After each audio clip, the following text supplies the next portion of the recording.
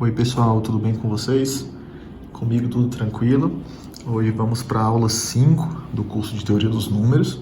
Na aula de hoje, na divisibilidade, parte 2, onde nós vamos falar sobre o algoritmo da divisão, ok?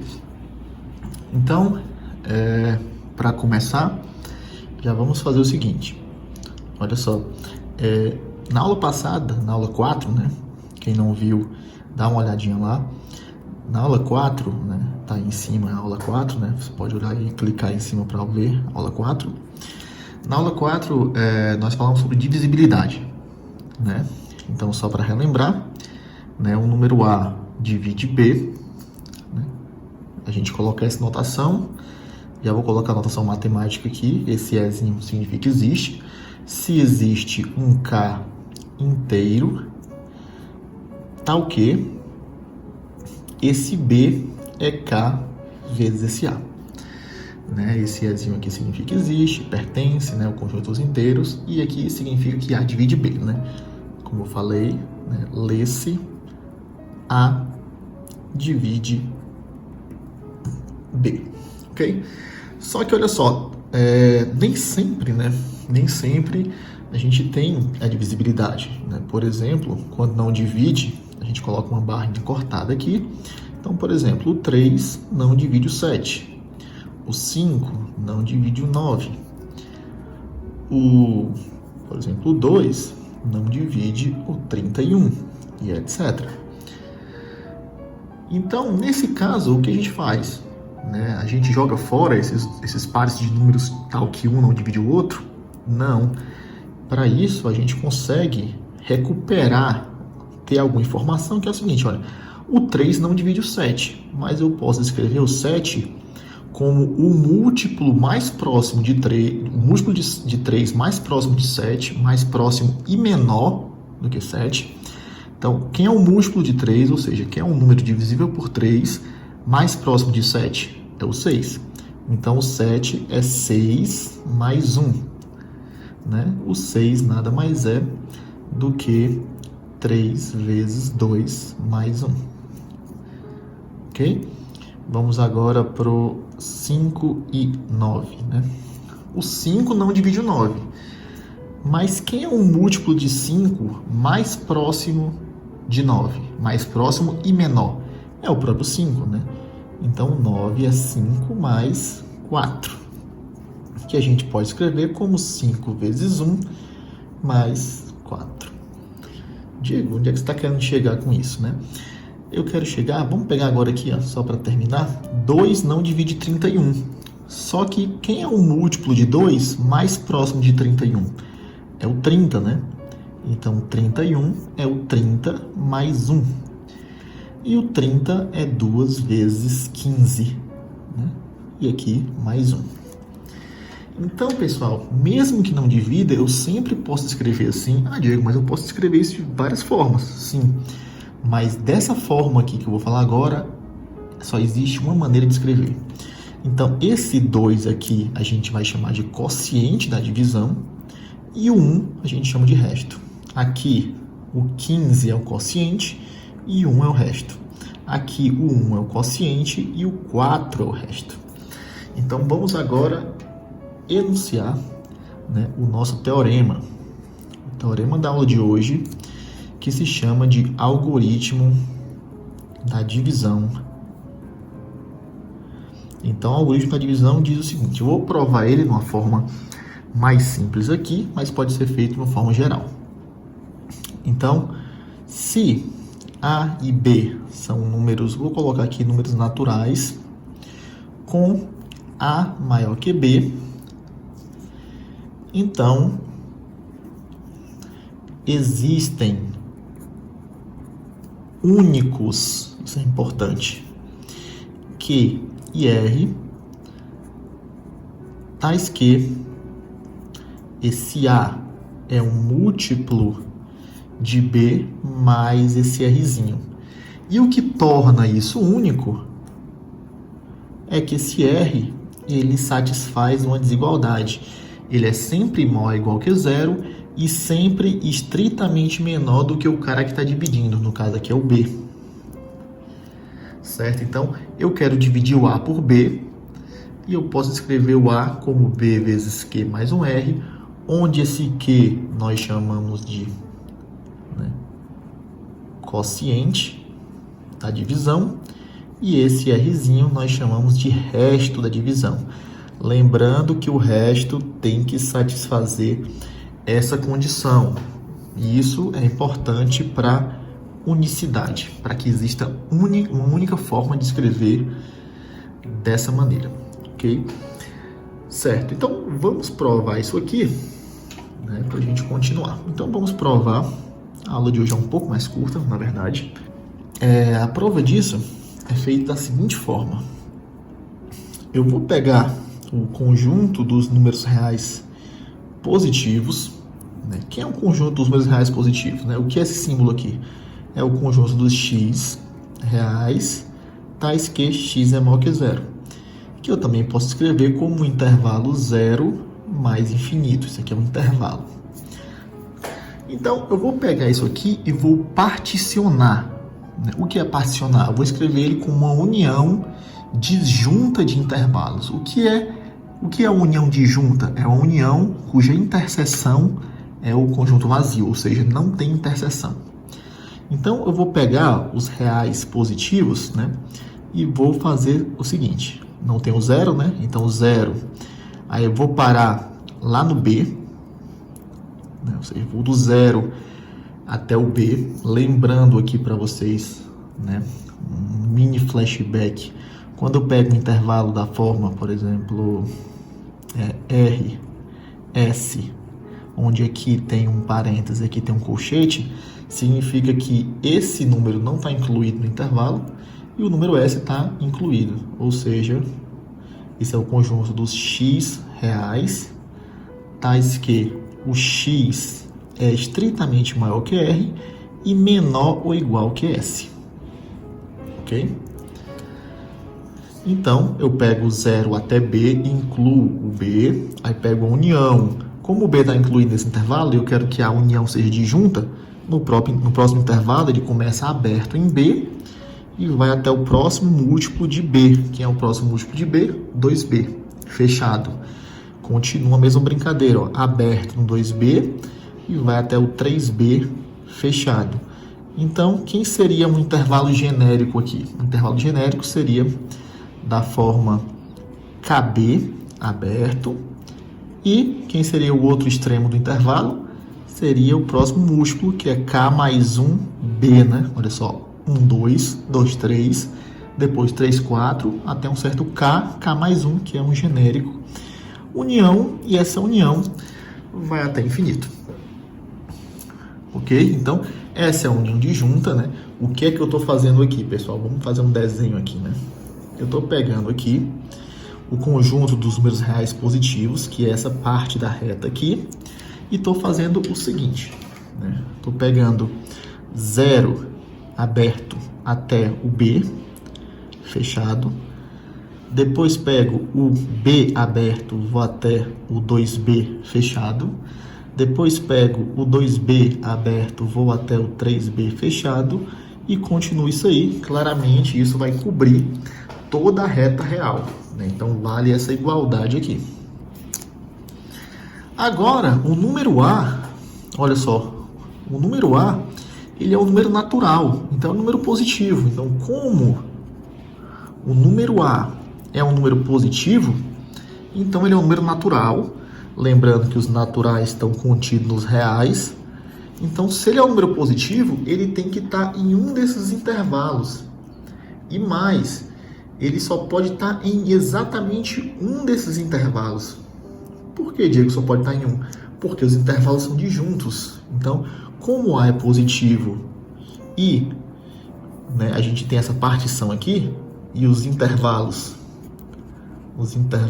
acima são disjuntos, então o número A pertence a exatamente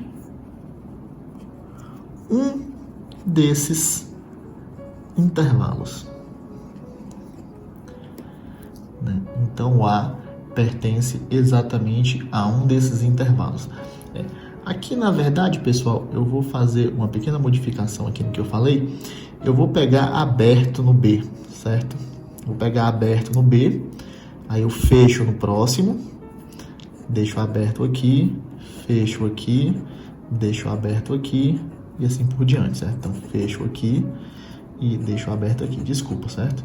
E aqui é só a mesma coisa, só que muda o contrário, né? Agora o R está incluído e o S não está, né? Quando eu pego R e S, então eu estou pegando os X que são maiores ou iguais que R e estritamente menores que S. Desculpa, certo, pessoal?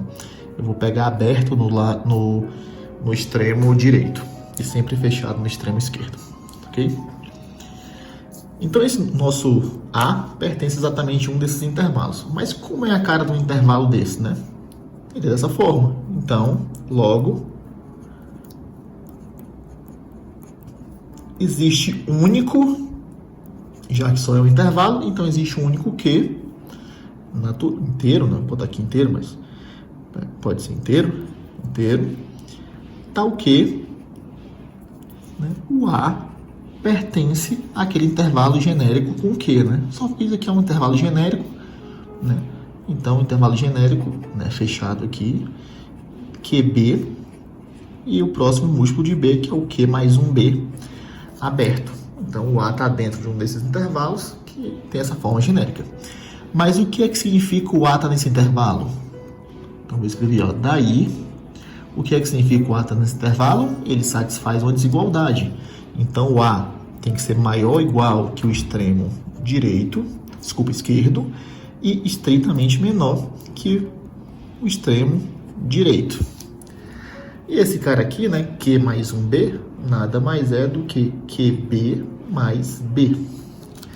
Então, se eu pego essa desigualdade e subtraio QB de todos os membros dela, eu posso fazer isso? Posso, porque é uma desigualdade.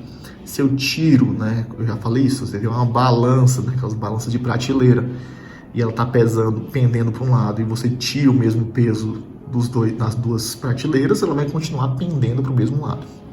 Então, quando eu tiro isso aqui, vai ficar QB menos QB, que é 0, menor ou igual que A menos QB, que é menor que QB mais B menos QB, que é simplesmente o B. E agora, o que a gente faz? Vamos defina o nosso R. Ó. Esses dois pontinhos iguais significa definição. Então, vamos definir o nosso R como A menos QB. O A e B estão dados, né, no teorema. O nosso Q é esse cara de forma única, tal que o A está nesse intervalo.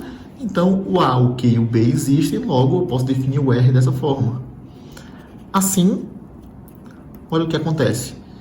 Se o R é A menos QB, então se eu isolo o A, vai ficar A igual a QB mais R. E dessa desigualdade aqui, esse cara aqui é o R, né?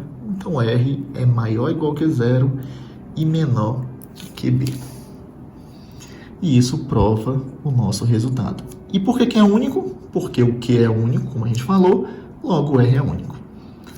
Uma observação que a gente faz aqui, para terminar essa parte, é a seguinte, né? O A divide B se e somente se o resto da divisão de A por B é 0. É isso que a gente sabe lá da escola, né? Então, o A divide B, né? Nesse caso aqui, desculpa, é o contrário, né? O B divide A. Deixa eu riscar isso aqui. Então, o B divide A, né? Se, somente se, o resto é 0. Se o resto for 0, então A é um múltiplo de B, ou seja, o B divide A. Ok? A gente vai usar isso posteriormente. Então, vamos para a próxima parte aqui, pessoal. Ok, pessoal. Então, agora, né, na segunda parte dessa aula, eu vou fazer alguns casos para a gente ver aqui. Por exemplo, né, eu vou pegar o meu B, né, sendo 2. Né, e vou pegar um A, um número natural qualquer. Poderia ser inteiro também. Então, vou botar aqui como exemplo 1. Então, quando o B é 2 e o A é natural, o que é que diz o teorema? Então, pelo teorema, existem Q e R, tais que o A é BQ mais R, né, com R maior ou igual que 0 e menor do que B. Nesse caso aqui, o A, repete o A, o B é 2, então fica 2Q mais R, né, com o R maior ou igual que 0 e menor que o B, só que o B nesse caso é 2. Então, R é um número inteiro, natural, né? Um número inteiro, que é maior ou igual que 0 e menor que 2. Né? Então, quais são as possibilidades para o R? Só pode ser 0 ou 1. Assim, né, o que é que nós obtemos? Que todo número inteiro, na verdade, todo número inteiro,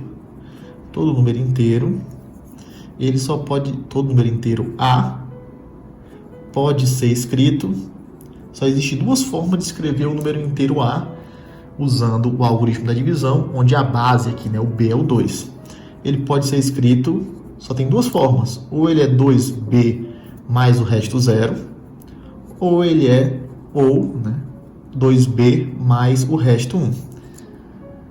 Ou seja, todo número, desculpa, aqui não é B não, aqui é Q. Hoje eu não estou muito confiável, né? Desculpa, pessoal. Então, A é 2Q ou A é 2Q mais 1. Para todo A. Né? Quando o número A é da forma 2Q, a gente tem um nomezinho para ele, né? Ele é um número par. E quando A é da forma 2Q mais 1, nós dizemos que ele é um número ímpar. Certo?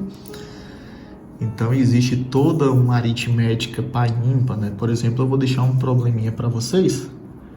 O problema é o seguinte. A pergunta é, o número, se eu pego o número 23 elevado a 30 mais 31 elevado a 7, tudo isso elevado a 900 mais 2 elevado a 70 menos 1, tudo isso elevado a 40, esse número é par ou ímpar? Decidir se o número é par ou ímpar é um problema de paridade. Então, quando eu pergunto se o número é par ou ímpar, eu pergunto qual a paridade do número. Né? A paridade é a classificação se o número é par ou ímpar.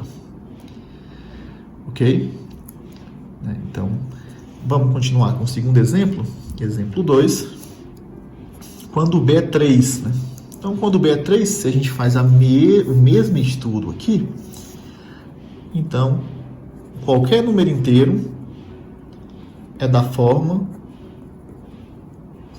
ou ele é da forma 3Q, ou é da forma 3Q mais 1, ou é da forma 3Q mais 2. Né? Isso aqui depende do resto. Né? Isso aqui é quando o resto é 0, isso aqui é quando o resto é 1, e isso aqui é quando o resto é 2 na divisão por 3. Para esses números aqui, quando a gente pega essa base 3 aqui, não existe um nomezinho bonitinho com o par ou ímpar, certo? Então, a gente tem que só usar mesmo que o resto da divisão é 0, 1 ou 2. Se fosse 4, ele é da forma 4Q, 4Q mais 1, 4Q mais 2, 4Q mais 3 e assim por diante. Ok? Então, existem alguns problemas muito interessantes sobre isso, né? E um problema já para a gente começar aqui é o seguinte problema. Olha só. Então, um problema para a gente resolver aqui, vou botar aqui como problema 1 para casa, né? Problema 2 é mostre que 3 divide n ao cubo menos n para todo n maior ou igual que 1. Lembrando que isso aqui significa para todo. Ah, Diego, como é que eu vou fazer? Né? Como é que eu vou fazer isso aí? Isso aí parece bem complicado. É indução? Não, não é indução não. Dá pra gente fazer usando o que a gente falou aqui agora. Olha só, vamos resolver isso aí. Solução, como é que prova isso? Eu vou pegar esse n ao cubo menos n e vou escrever ele, tem um fator comum, que é o n, vou botar esse n em evidência, vai sobrar n ao quadrado menos 1. Só que n ao quadrado menos 1, como 1 é 1 ao quadrado, então n ao quadrado menos 1 é uma subtração de 2 quadrados. Então a gente aprende lá na escola que a subtração de 2 quadrados é escrito como o produto da soma pela diferença. Então isso aqui é n, vezes n quadrado menos 1 é a mesma coisa de n menos 1 vezes n mais 1. Se a gente coloca na ordem aqui, então isso aqui é n menos 1 vezes n mais 1. Então, n ao cubo menos n é o produto de 3 números consecutivos. E isso sempre é divisível por 3. Como é que prova isso? Usando o algoritmo da divisão. Olha só que interessante. Então, nós queremos provar que o 3 sempre divide essa coisa aqui. Não é isso? Isso aqui é n ao cubo menos n. Então, vamos pegar aqui o n ao cubo menos n, né? Que ele tem esses fatores, n menos 1, n e n mais 1. E o nosso n, todo n, ele só pode ter 3 formas, como a gente viu aqui. Ou ele é um múltiplo de 3, 3q, ou ele é 3q mais 1, ou, tudo ou aqui, pessoal, ou ele é 3q mais 2. E agora a gente vai ver, olha só, se ele for 3q, então o 3 já divide n ao cubo menos n, né? Então, se o n é 3q, então n ao cubo menos n vai ser n menos 1, que é 3q menos 1, vezes 3q vezes 3q mais 1. Claramente, o 3 divide 3q, então divide o produto todo. E se o n for da forma 3q mais 1? Então, ou seja, nesse caso já divide. Se ele for da forma 3q mais 1, então você pega n ao cubo menos n. Isso aqui, olhando para cá, ó, vai ser 3q mais 1 menos 1, ou seja, 3q vezes 3q mais 1 vezes 3q mais 2. Claramente, o 3 divide essa parte. Então, se o n for dessa forma, já está ok. Ou seja, já provamos que é verdade para 2/3 dos números. Falta só os números que deixam o resto 2. Nesse caso, o n ao cubo menos n vai ser n menos 1, né? Se o n é 3q mais 2, 3q mais 2 menos 1 fica 3q mais 1. Quem é o n? 3q mais 2. Ô, Diego, aqui não deu certo não. Mas o próximo dá, né? Quem é n mais 1? 3q mais 3. Claramente, 3q mais 3, né? Esse númerozinho aqui é a mesma coisa de 3 vezes q mais 1, que é um múltiplo de 3 também. Então, nós provamos que se o número for da forma 3q, tá ok. Se da forma 3q mais 1, tá ok. E se da forma 3q mais 2, também tá ok. Como todo número tem uma dessas 3 formas, então nós provamos para todo n natural. Ok? Então, esse é o poder do algoritmo da divisão. E, na verdade, pessoal, isso aqui vale no caso geral. Se você pega k números consecutivos, o k tem que dividir um deles. Na verdade, divide exatamente um. Eu vou falar mais isso no começo da próxima aula, certo? Ok, vou deixar um probleminha aqui para casa, mais um probleminha, né? Lembrando que quando a gente tiver aula de exercício, eu vou resolver algum desses problemas.